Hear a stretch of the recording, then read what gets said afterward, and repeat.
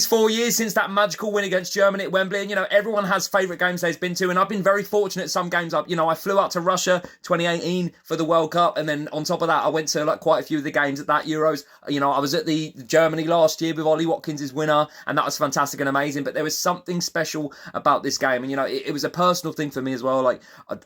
Someone was there who was a family close member who's no longer with us, but in general, that game, it was so magical. It was so different. There was something about beating the Germans for the first time in the knockout rounds of a tournament for the first time in 50 odd years that was special. And it wasn't even a full Wembley, but it was like a full Wembley. Like, the attendance was meant to be 40k. It was definitely more than 40k. We'd just come out of COVID. There was so much that had happened.